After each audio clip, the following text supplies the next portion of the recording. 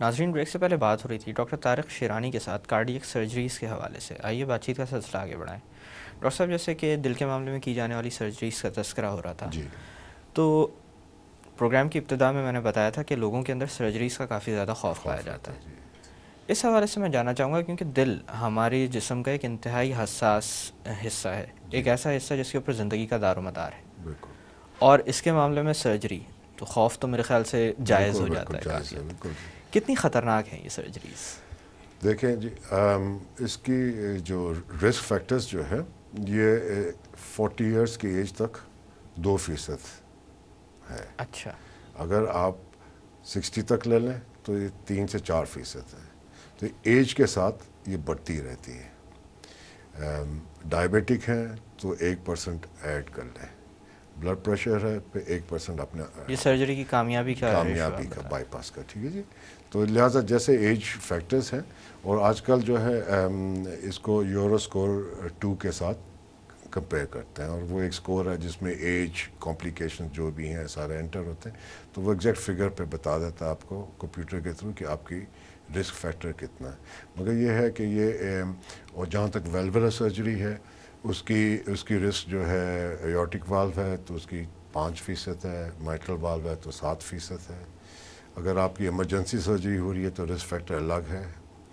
اور اگر آپ کا جو ہے ریڈو سیکنڈ ٹائم بائی پاس ہو رہا ہے یا والو ہو رہا ہے تو رسک فیکٹر 10 سے 15% ہو جاتی ہے. جی. اور رسک فیکٹر ساتھ میں ہارٹ کے فنکشن پر جو ای ایف ہم کہتے ہیں اس پر بھی ڈپینڈ کرتی ہیں. نارمل 55% ہوتا ہے، اگر آپ کی 40 to 55 ہے تو رسک فیکٹر جیسے 2% ہے. جیسے یہ گرتا رہتا ہے رسک فیکٹر آپ کی بڑھتی رہتی ہے. تو یہ پھر پورا سکورنگ کر لیتے ہیں. جی. بٹ ایک عام نٹ شیل میں رسک فیکٹر جو ہے 3 سے 4% ہے.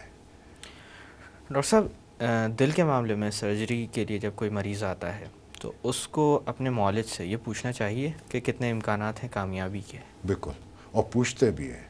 مگر یہاں میں بتاؤں جہاں ہم فیل ہو جاتے ہیں ان کو بتانے کے لیے کہ امیجیٹ کمپلیکیشنز کیا ہیں. مثلاً کس طرح کی ہوتی ہیں؟ جی میں آپ ایک سب سے امپورٹنٹ اور جو عام ہے جو 5 سے 6% ہوتی ہے، وہ جیسے آپ جاتے ہیں تو بلیڈنگ ہو جاتی ہے پیشنٹ کو.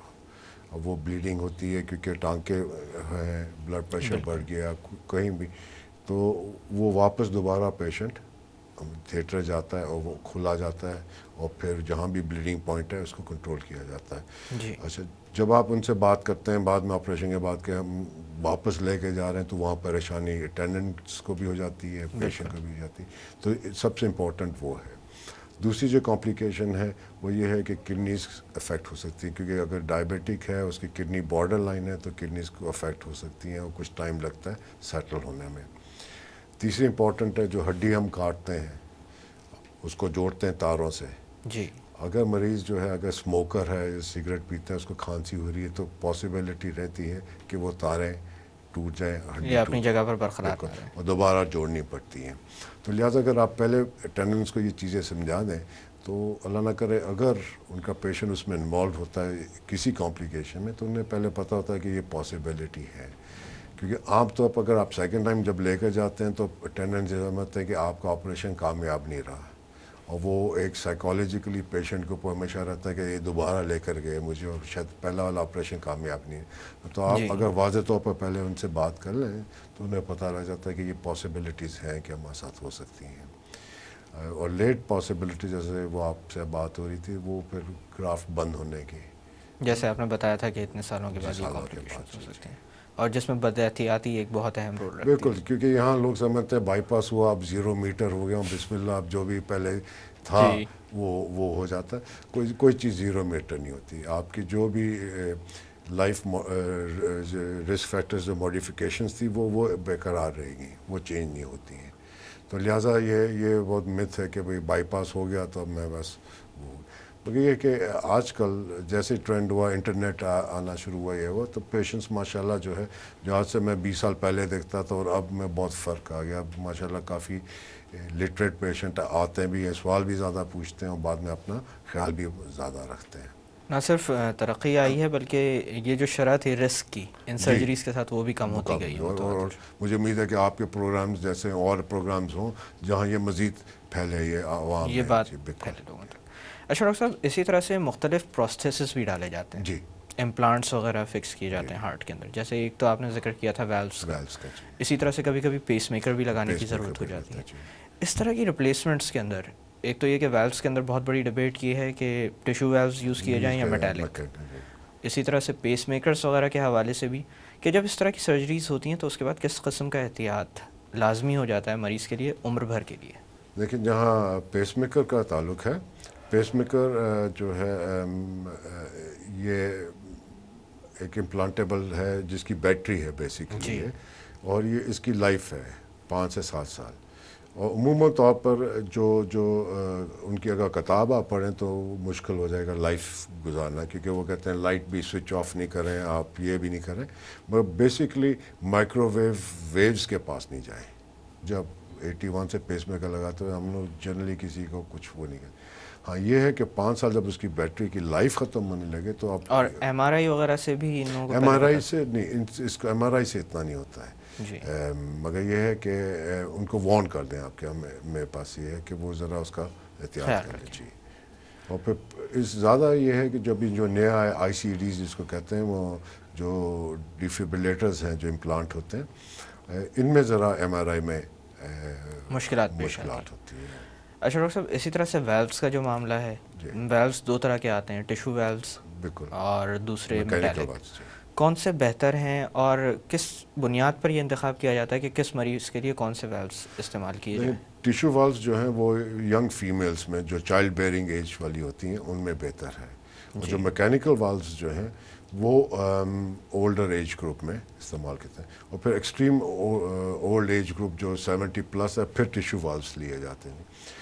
یہاں ایک کوشنری نوٹ یہ ہے کہ ٹیشو والوز جو ہے وہ اس لیے لیتے ہیں کہ اس پر وہ وارفرین جو بلڈ تھیننگ ٹیبلٹ ہوتی ہے وہ نہیں لینی پڑتی ہے. مگر اگر جو لیٹسٹ پیپرز آ رہی ہیں وہ اس میں یہ ہے کہ اگر آپ کا ہارٹ کا سائز بڑا ہے اور آپ ٹیشو والو لگاتے ہیں تو آپ کو وہ لائف لانگ لینی پڑے گی. تو آئی تھنک وہ جو جیسے مریض آتا ہے تو وہ سرجن کو اس وقت سب پیرامیٹرز دیکھ کر ڈیسائیڈ کرنا ہوگا کون سا والو اس پیشنٹ کے لیے بہتر ہے. اشرف صاحب اسی طرح سے عمر کے انتہائی حصے میں بے شمار لوگ جو سرجریز سے گزر چکے ہوتے ہیں دل کی, ان کے اندر اور بھی سرجریز کی ضرورت پڑ جاتی ہے کبھی کبھی, جیسے ہپ فریکچرز بہت کامن ہے ایکسٹریم ایج میں, اسی طرح سے اور بھی مختلف ایسی چیزیں ہو جاتی ہیں جن کے اندر سرجری درکار ہوتی ہے. اس قسم کی سرجری کے لیے جب یہ لوگ اپنے اس دل کے ساتھ جائیں جس کے اوپر پہلے ہی ایک پروسیجر ہو چکا ہے, تو ان کو کس طرح کی احتیاطی تدابیر کرنی چاہیے, اور اپنے جو بھی معالج ہیں ان سے کلیئرنس لینا کتنا ضروری ہوتا ہے؟ کلیئرنس لینا بہت ضروری ہے.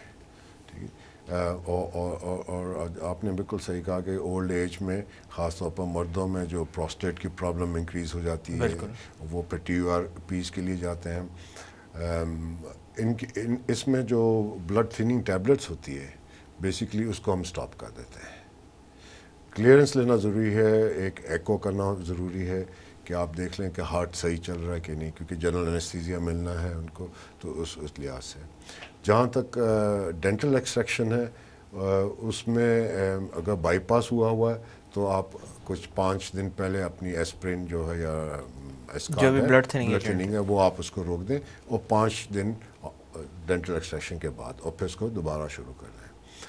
اور اسی طرح سے ویلولر سرجری میں, مگر ویلولر میں یہ ہے ایڈ آن ہے کہ آپ کو 5 دن پہلے اینٹی بایوٹک اسٹارٹ کرنی ہوگی, کیونکہ آپ کا جو آرٹیفیشل والو ہے وہ ڈینجر میں ہوگا کہ کہیں انفیکٹڈ نہ ہو جائے. ڈاکٹر صاحب میں تھوڑی دیر کے لیے باتوں کا سلسلہ روکتے ہیں. ناظرین وقت ہو ایک چھوٹی سی کمرشل بریک کا. بریک سے واپس آ کر کارڈیک سرجریز کے متعلق مزید بات کی جائے گی. Don't go any where.